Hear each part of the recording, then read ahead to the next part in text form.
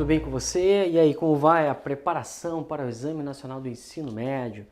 Nós estamos aqui tratando alguns temas com vocês, alguns temas de redação, algumas propostas interessantes, sabendo que sempre nós devemos defender a pluralidade, o respeito aos direitos humanos, a defesa do ser humano, aí a gente sabe de tudo isso. E hoje a gente vai falar de mais um tema, né? De novo, eu vou dividir um bloco aí de 2 aulas falando sobre um tema, pontos diferentes em cada uma das 2 aulas, e a gente vai falar sobre o racismo, falar um pouquinho sobre o racismo como um todo e o racismo nos estádios. Temos aqui a foto do Neymar junto com o filho dele. Essa foto foi postada, né, no Instagram, no Twitter, enfim, não sei, me lembro direito em qual, com a seguinte hashtag, né? Hashtag lá, somos todos macacos. E você deve ter visto que provocou isso, que desencadeou isso e tal, um episódio interessante que ocorreu aí nos meses que antecederam a Copa do Mundo. E virou um debate muito forte, isso, sobre o que fazer, como fazer, porque na Europa, infelizmente, é algo comum, assim, nos estádios, jogarem banana no jogador, né, imitar macaco. E é muito louco que não está diretamente ligado à cor mesmo da pele, porque se você pegar, por exemplo, o jogador, mesmo o Neymar, puxa, sei lá, eu não sou especialista em raça, mas o Neymar, será que é tão negro assim, né? Ou mesmo o Roberto Carlos, lateral da seleção brasileira, lateral esquerdo. Para quem não lembra, dá um Google aí, né? Veja a cara dele, puxa, né? Então a gente vê que a relação não é exatamente com o negro, com a cor da pele, e talvez com a origem, né? Com o próprio latino sendo brasileiro aqui. Então eles jogam banana, imitam macaco pro cara, e é algo extremamente constrangedor, extremamente ruim.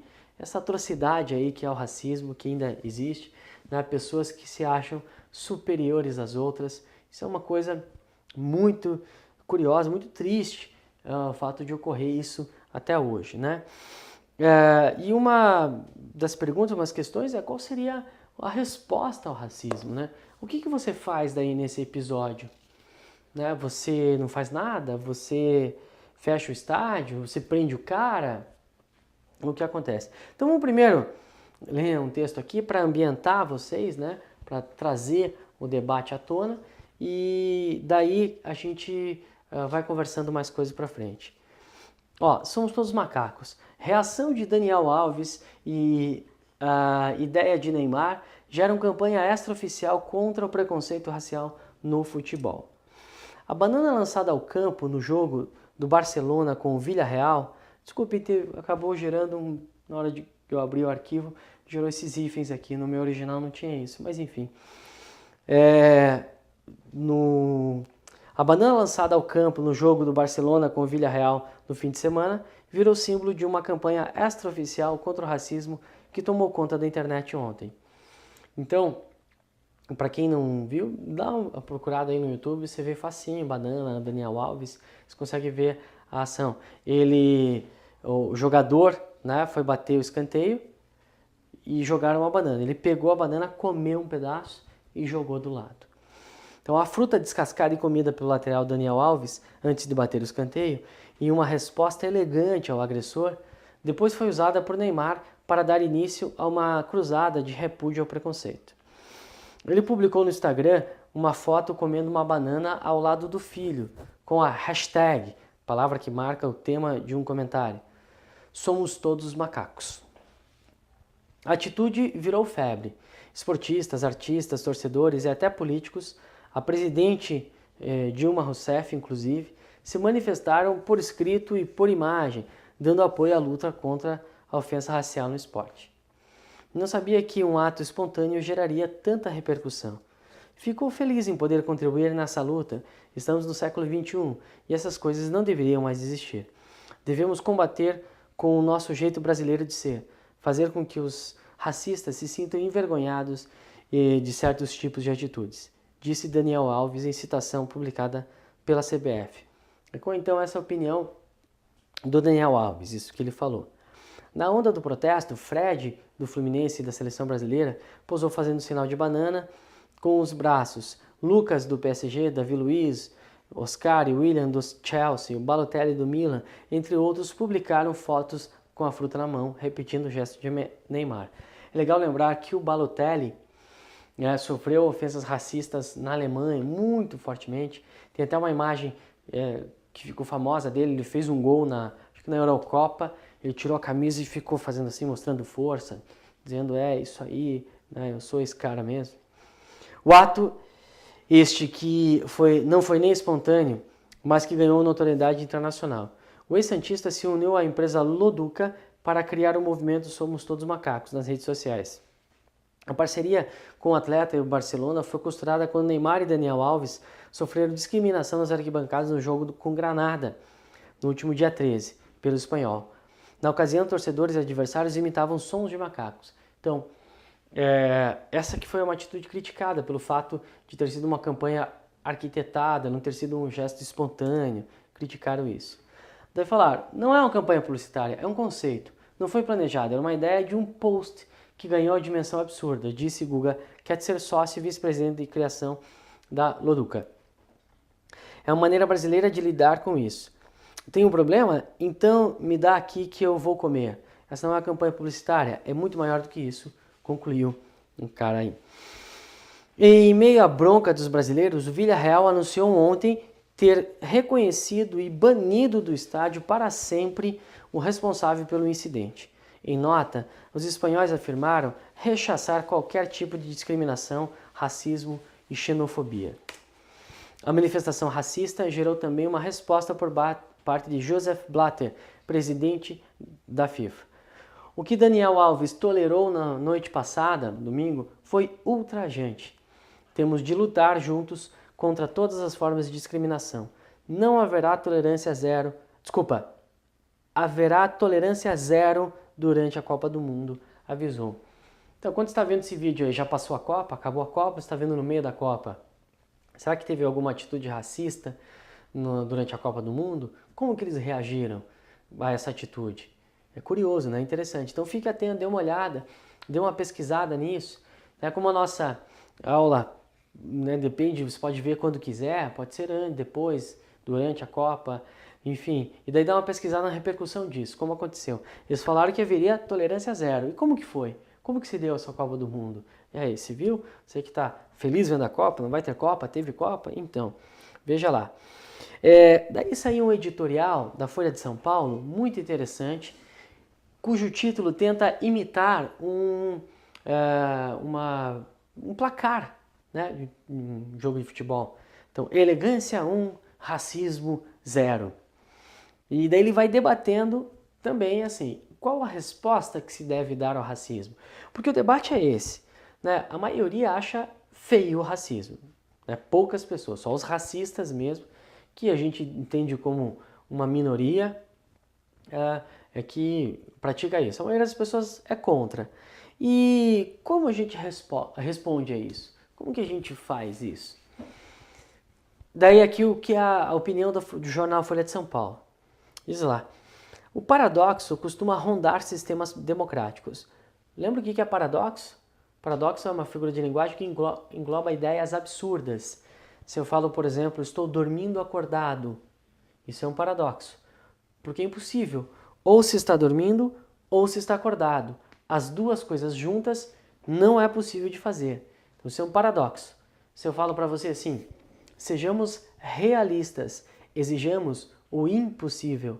Isso é um paradoxo.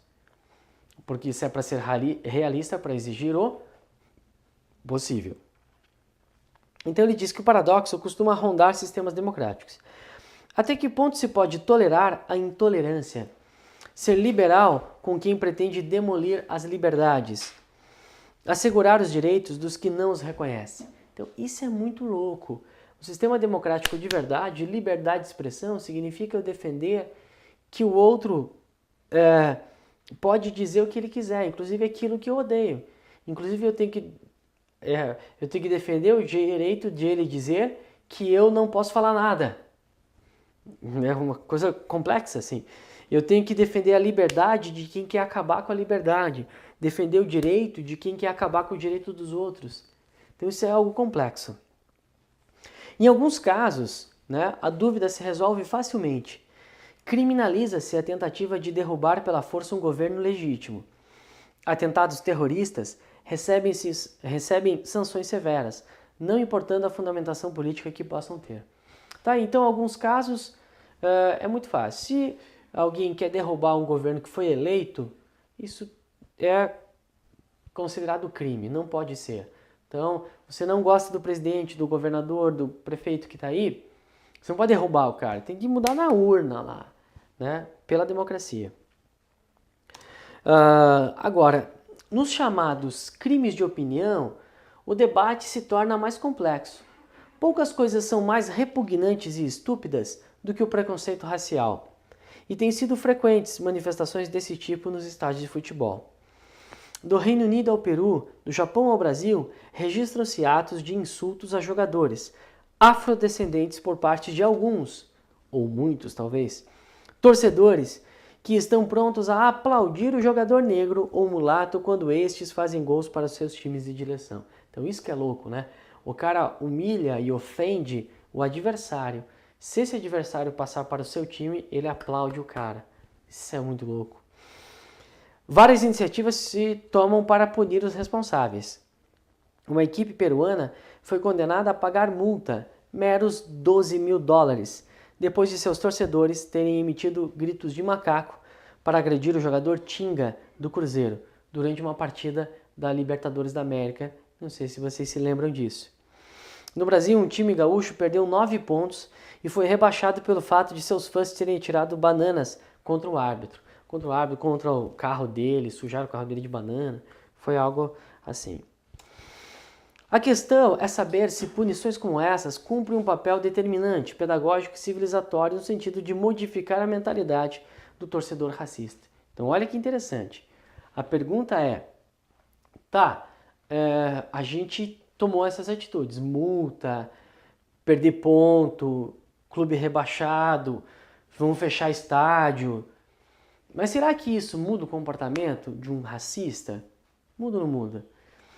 Olha o que eles dizem aqui. A repressão a um sentimento, por mais odioso que seja, não o desarma. Então o que está dizendo?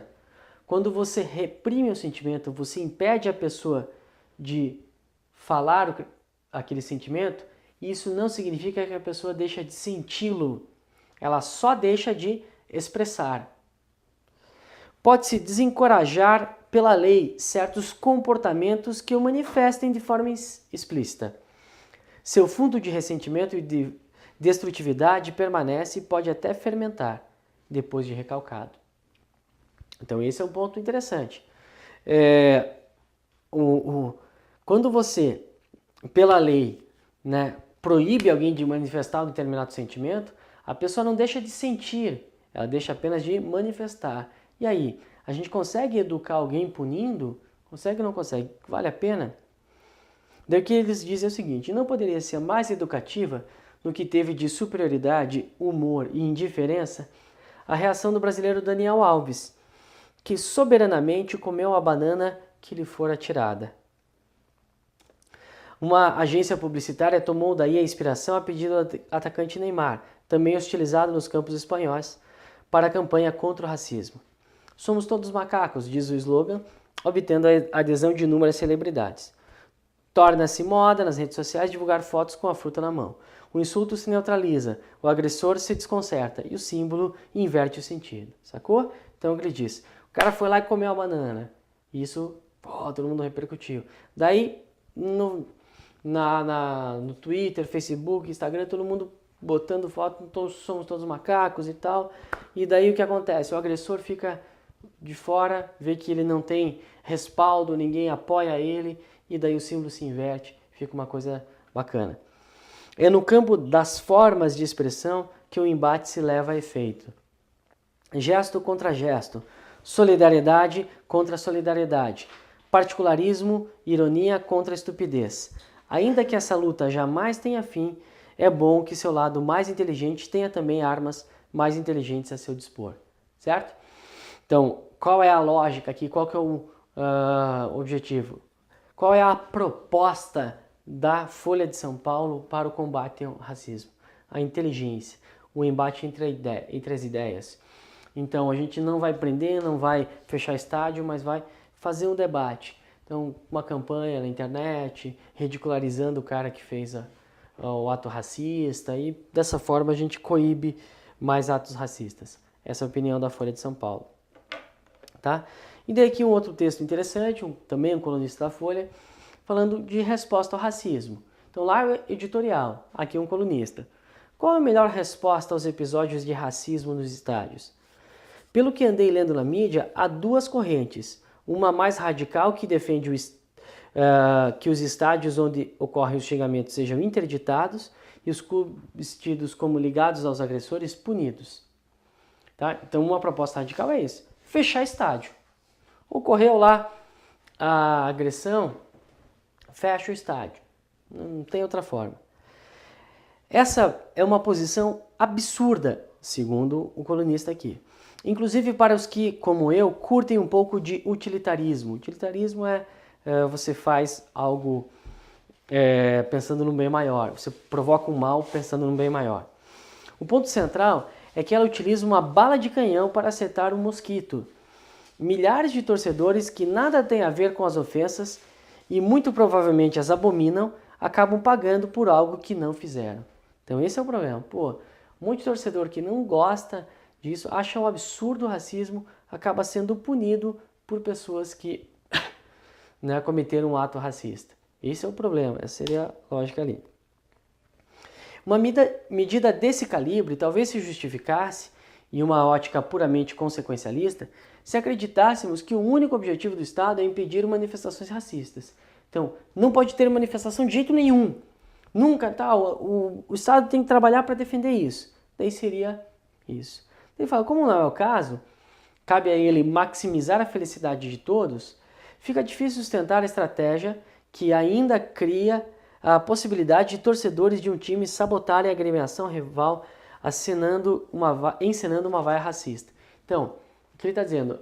Além de tudo, o que pode acontecer? Torcedores rivais entram na outra torcida e imitam o macaco, fazem uma ação racista para prejudicar o time adversário. Então é um troço que realmente pode acontecer. Para outra corrente mais ponderada, é preciso identificar os responsáveis pelos xingamentos e puni-los na forma da lei. Essa é uma posição coerente, mas não gosto muito dela. Admito que é uma idiosincrasia minha, mas penso que a liberdade de expressão deve ser assegurada de forma robusta, abarcando inclusive discursos racistas e nazistas. Opa, vamos parar aqui. Olha o que ele está dizendo. A liberdade de expressão deve ser assegurada de forma robusta, forte, ampla, abarcando inclusive discursos racistas e nazistas.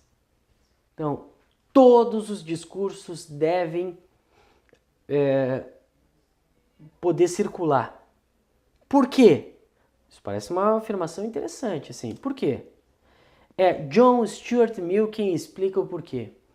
Para o filósofo inglês, mesmo os piores preconceitos precisam ter sua circulação assegurada, a fim de que as ideias verdadeiras sejam submetidas à contestação e triunfem. Se não for assim, elas próprias serão recebidas como simples preconceitos.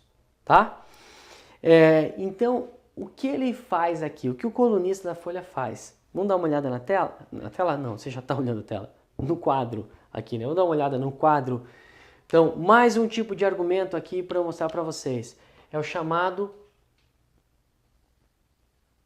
argumento de autoridade. Então, eu coloquei lá, tem no site, gente, um material extra. O material extra é tipos de argumento, tá? Tipos de argumentação. Então, se baixe lá para dar uma olhada, porque assim, tem um material que você está acompanhando aqui comigo, né, na tela, especialmente a questão do conteúdo,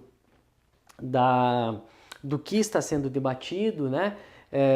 Do conteúdo a partir dos temas e tal, isso está lá. E daí eu tenho colocado, pontuado aqui no quadro para vocês, alguns tipos de argumento. Já falei de argumento de indução ao absurdo, argumento de ressalva, argumento de a contra-argumentação, já falei de tudo isso. Então, tá lá no PowerPoint como material extra essa argumentação, os tipos de argumento, para você pegar e tentar lembrar, ver como que pode usar. Olha só, então o que é o argumento de autoridade? É uma citação a alguém renomado. Eu ia colocar no assunto, mas não é exatamente no assunto.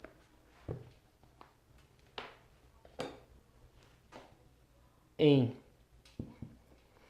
determinada área do saber. Beleza? Então, o que é argumento de autoridade? É quando eu cito alguém importante, famoso, notadamente bom naquela área, para validar aquilo que eu estou falando. Então, o colunista aqui da Folha estava debatendo o quê? Como tratar o preconceito. E daí ele traz a proposta, a ideia de um filósofo. Um filósofo parece interessante, parece uma autoridade para falar da defesa de uma corrente de pensamento. O que ele defende aqui? Esse filósofo inglês John Stuart Mill diz que devemos deixar que todas as ideias circulem. Para quê? Então, explicando a ideia ali do texto, ele está falando, se surge um preconceito e eu evito, eu abarco, eu faço esse preconceito morrer na base, a ideia que hoje é verdadeira acaba se tornando pode se tornar um mero preconceito. Então, explicando.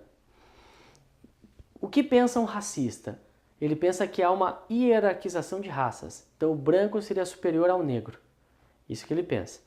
Se eu não deixo ninguém debater isso, qual o risco que eu corro? De que a ideia de que todos somos iguais, não há diferença entre raças, todos somos o ser humano, que é uma ideia verdadeira, que é a ideia correta, ela pode ser entendida como um mero preconceito imposto pela mídia. Então, o que eu preciso? Preciso deixar que o preconceito circule. Cada vez que alguém fizer um comentário racista, eu vou lá e provo que ele está errado. Então, eu deixo o preconceito circular para que a ideia correta também circule e sempre que tenha um embate, a ideia correta possa prevalecer. Então, essa é a argumentação. Para falar disso, então, ele não diz do nada, ele cita um argumento de autoridade, o John Stuart Mill, para falar isso. Então, você vai falar de alguma coisa médica, da saúde, daí cita lá o Dr. Drauzio Varela. O importante é que tem que ser, de fato, uma autoridade. Não pode ser qualquer pessoa. Meu tio, segundo meu tio, né, minha avó sempre disse. Não. Você tem que citar coisas que sejam verdadeiramente de uma autoridade. E isso vai ter muito peso, porque mostra, não sou eu que estou defendendo isso, não sou eu que estou falando isso. Eu li, é fulano. A gente usa isso, né? Então, sei lá, você não sabe se o certo é tinha chego ou tinha chegado. Daí, o certo é tinha chegado. Daí alguém vem te corrigir. Você, não é tinha chegado, é tinha chegado. Fala, não, cara, tinha chegado. Da onde? Tô falando, cara, eu vi lá numa prova, na aula de português da prova. Você está usando o argumento de autoridade. O professor de língua portuguesa é uma autoridade para falar de regra gramatical. Então, um filósofo é uma autoridade para falar de corrente de pensamento. Um médico é uma autoridade para falar de questões de saúde. Então, um político pode ser uma autoridade para falar de matéria de lei, de direito ao voto. Então, é isso. Você recorre a essas autoridades para validar aquilo que você está falando. Isso é argumento de autoridade. Eu cito alguém que seja renomado em determinado assunto, em determinada área de saber, para provar, né, aquilo que eu estou falando. Cara, isso é muito legal, porque mostra para o leitor do seu texto que você conhece do assunto, que você leu sobre. Eu falei na aula passada que a contra-argumentação é bacana, né, para mostrar esse conhecimento. A citação de autoridade também é, né, quando eu vou trazer o argumento de alguém renomado no assunto, isso é muito importante. Então eu vou falar lá da lei da palmada, que foi algo para trás que a gente disse. Eu trago a opinião de um psicólogo, de uma educadora, tal, para falar algo assim. Eu vou falar de linchamento, daí trago questão de opinião de direitos humanos. E daí aqui fica uma dica interessante. Lembra que eu já comentei com vocês que entre os critérios de correção do Enem está o seguinte, que o que for copiado do texto base, você lembra lá que a proposta tem um texto base, assim, né? E para motivar, eles chamam de textos motivadores da proposta. E a cópia desses textos não conta como linha ali no seu texto, né? Não conta como linha.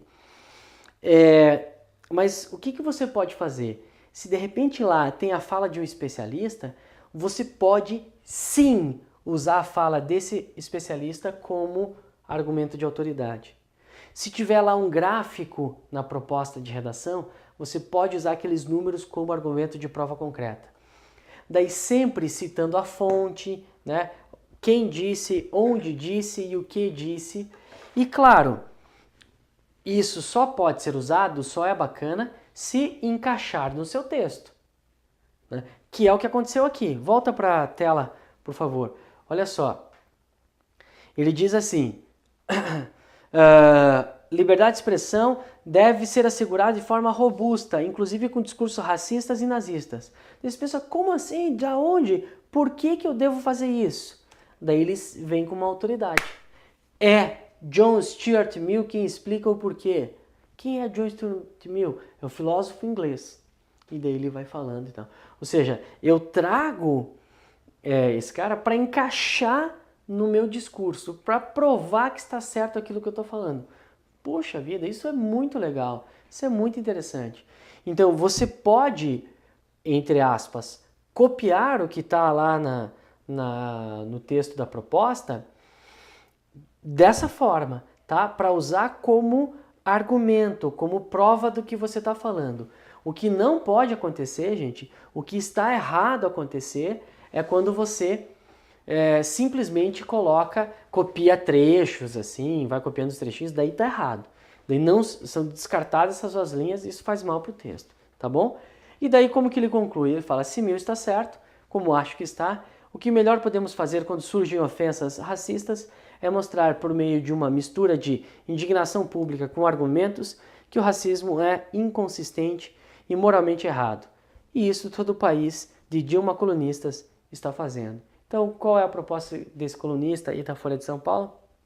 O que a gente faz no racismo? Nada. Nada no sentido, não vai prender ninguém. Deixa as ideias circularem e a gente circula com outras ideias e prova que eles estão errados. Beleza? A gente continua na próxima aula falando mais de argumento de autoridade e falando um pouco mais sobre racismo. Tá bom? Até lá!